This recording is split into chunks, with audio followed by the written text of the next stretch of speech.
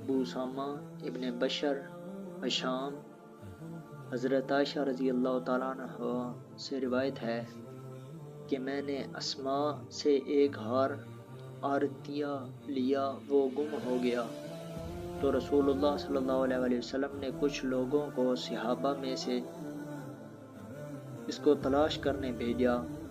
اسی حالت میں نماز کا وقت آ گیا اور انہوں نے نماز بغیر وضو کے ادا کی۔ جب وہ نبی کریم صلی اللہ علیہ وسلم کے پاس آئے تو انہوں نے اب صلی اللہ علیہ وسلم کو اس بات کی شکایت کی تو آیت تیمم نازل ہوئی۔ اسید بن حضیر رضی اللہ تعالی عنہ نے فرمایا اللہ آپ کو بہتر بدلہ عطا کرے۔ اللہ کی قسم آپ پر کوئی ایسی پریشانی نہیں جس کو اللہ تعالیٰ نے آپ پر سے نہ ٹال دیا ہو۔